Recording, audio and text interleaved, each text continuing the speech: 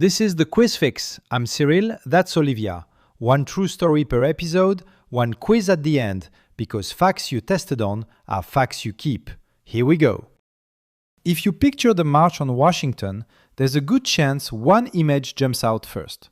Martin Luther King Jr. at the Lincoln Memorial speaking to a crowd of hundreds of thousands. But the 1963 march was much bigger than one speech, even a truly historic one.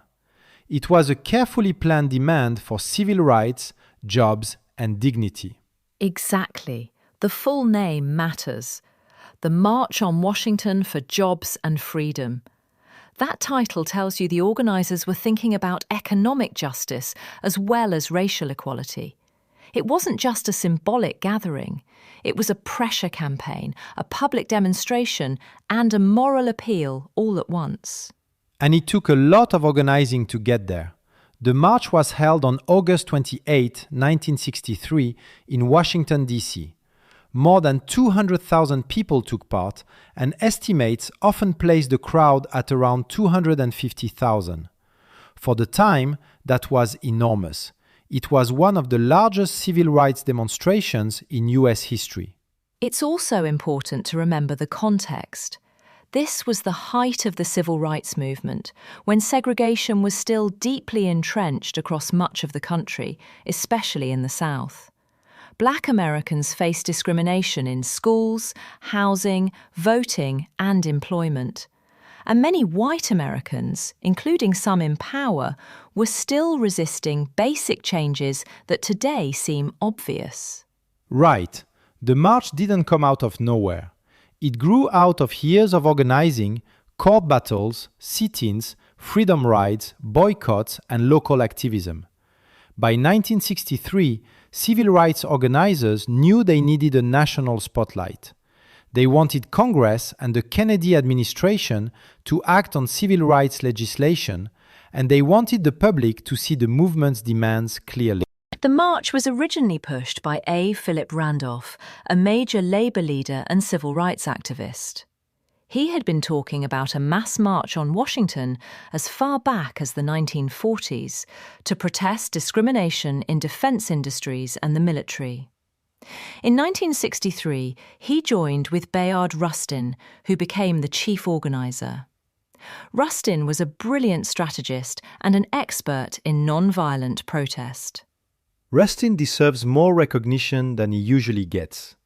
He handled logistics, transportation, security, communications, and coordination on a massive scale. Planning a peaceful demonstration for 250,000 people in the nation's capital is not exactly a casual task. Not at all, and the coalition behind the march was impressive. It included groups like the Southern Christian Leadership Conference, the NAACP, the Congress of Racial Equality, the Student Nonviolent Coordinating Committee, and the National Urban League. Different organizations had different styles and priorities, but they came together for this one event. That unity was part of the point.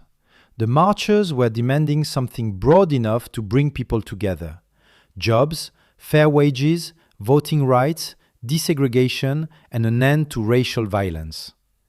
One of the central slogans was about jobs and freedom, which connected civil rights to economic opportunity. The message was that legal equality without real opportunity still left people behind. And before the march, there was some real anxiety. People worried about violence, about a backlash, about whether such a huge crowd could even be managed safely. There were also political worries. Some officials feared the march would look disruptive or radical, but the organisers emphasised discipline and non-violence.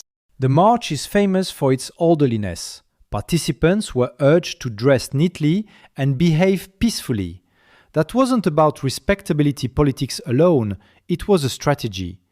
Organisers knew the media would be watching, and they wanted the country to see a broad, disciplined, interracial coalition demanding justice. And that coalition really was diverse. The march included black and white Americans, religious leaders, labor activists, students, artists, and families. People came by train, bus, and car from across the country. For many, just being there was an act of civic faith. At the Lincoln Memorial, the symbolism was powerful. Abraham Lincoln had issued the Emancipation Proclamation, and here was a massive crowd asking the nation to finally fulfill the promise of freedom. The location linked the Civil War era to the unfinished civil rights struggle of the 1960s. The program included many speakers and performers, not just King. There were religious leaders, labor representatives, and civil rights figures. Mahalia Jackson, Marian Anderson, and others helped give the day a sense of dignity and momentum. Music and oratory worked together to make the event feel both solemn and hopeful. Then came the speech that has become one of the most famous in American history, King's "I Have a Dream" speech. But it's worth noting that the speech was not delivered in a vacuum. It was part of a larger program and had been built around his remarks. The phrase "I have a dream" resonated so powerfully because it spoke to both justice and possibility. King's speech was powerful because it balanced urgency and vision. He didn't just describe injustice, he called on the nation to live up to its founding ideals. He used the language of the Declaration of Independence and the Constitution, which made the moral case harder to dismiss. In effect, he said the country had made a promise and now had to keep it. And he also delivered one of the most quoted lines in American history: the idea that his children would one day be judged not by the color of their skin, but by the content of their character. That line has echoed for decades because it captured both a dream and a demand. It was aspirational, but also a critique of a society organized around racial hierarchy. A lot of people remember the dream language, but the speech also had a sharp edge. King talked about the fierce urgency of now. He warned against gradualism and delay. So even though the event was peaceful and hopeful, it was also a direct challenge to the pace of change in American politics. That's a really important point. The march wasn't about patience. It was about insisting that waiting had already gone on too long. And the timing mattered because civil rights legislation was moving through Congress. The march helped build momentum for the Civil Rights Act of 1964. It also influenced public opinion. Television brought the march into living rooms across the country. People who had never attended a protest could see the scale, the seriousness, and the dignity of the movement. That mattered in an era when visual media was becoming increasingly important to politics. There's also a lesson in the way the march combined idealism and practical politics. It was not just a spontaneous gathering of people with good intentions. It was carefully planned to maximize moral pressure and legislative impact. That mix of emotion and strategy is one reason it worked so well. And the jobs and freedom framing is still instructive. It reminds us that civil rights was never only about formal legal equality. It was also about access to work, housing, education, and the chance to live with dignity. The economic dimension is sometimes easier to overlook, but it was central to the movement's goals. That's why the March's coalition included labor voices. A. Philip Randolph had long linked civil rights to workers' rights. The idea was that freedom isn't fully meaningful if people are excluded from decent jobs or trapped in poverty by discrimination. And Bayard Rustin's role shows something else. Big movements need behind-the-scenes organisers. History tends to spotlight the most visible speaker, but events like this depend on hundreds of people doing detailed, often invisible work. Without that, the march could have fallen apart. It's also worth noting that not everyone in the civil rights movement agreed on every tactic or emphasis. Some activists thought the march might be too moderate. Others worried it could provoke backlash. But in the end, the event became a kind of shared national moment.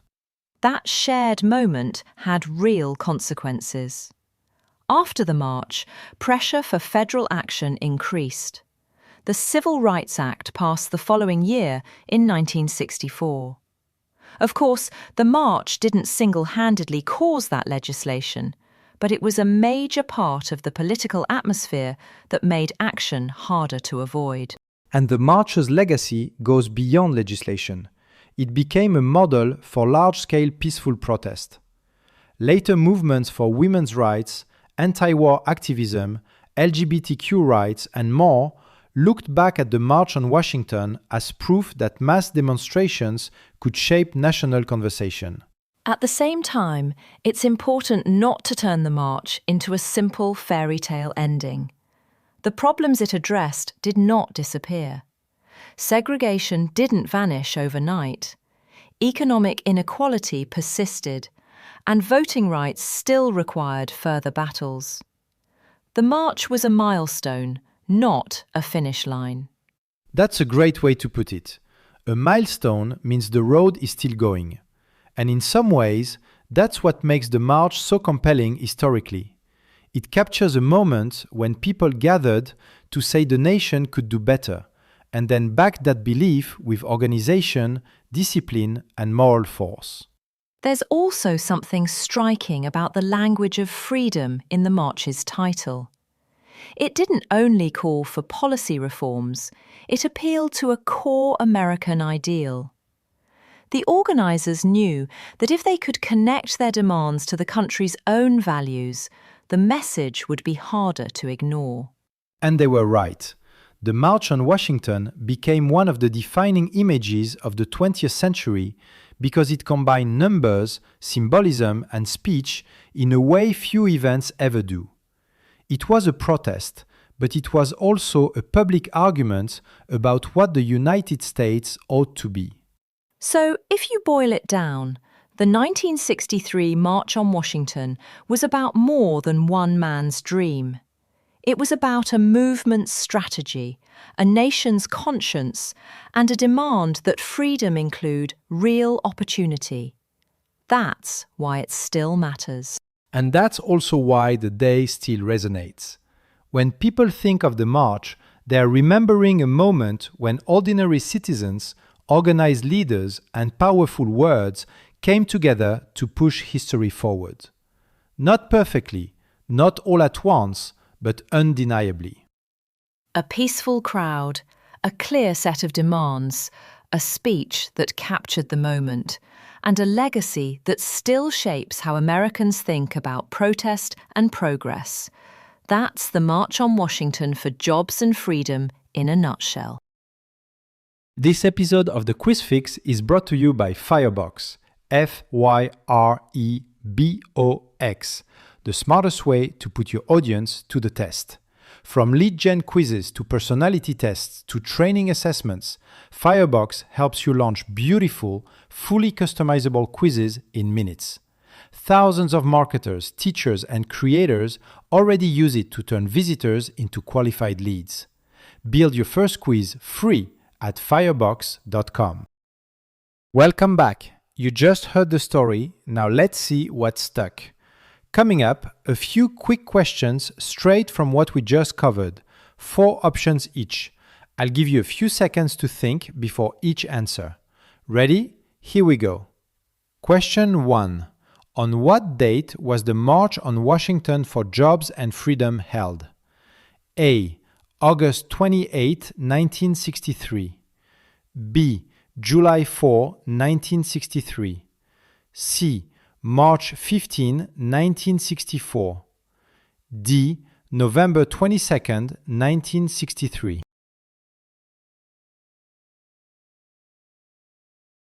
The correct answer is A. August 28, 1963. Question 2.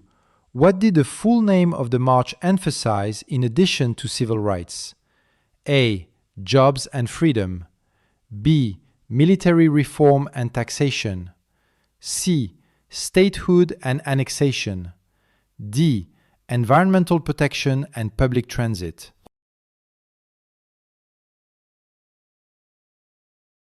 The correct answer is A.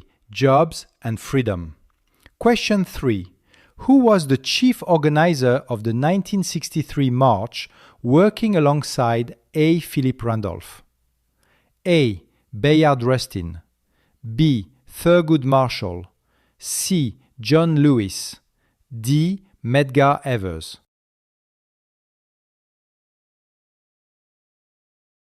The correct answer is A. Bayard Rustin. Question 4. Which famous speech was delivered at the Lincoln Memorial during the march? A. Martin Luther King Jr.'s I Have a Dream speech. B. John F. Kennedy's inaugural address. C. Malcolm X's Ballot or the Bullet speech. D. Franklin D. Roosevelt's Four Freedoms speech.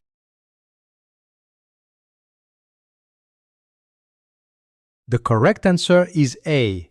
Martin Luther King Jr.'s I Have a Dream speech. Question 5. What major civil rights law did the march help build momentum for? A. The Civil Rights Act of 1964. B. The Voting Rights Act of 1965. C. The Brown v. Board of Education decision. D.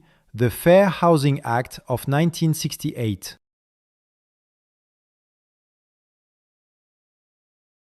The correct answer is A. The Civil Rights Act of 1964. That's a wrap on this one. Thanks for sticking with us all the way through, quiz and all. If you liked it, hit subscribe so the next episode lands automatically. I'm Cyril, this was the Quiz Fix, and we'll be back soon with another true story worth knowing.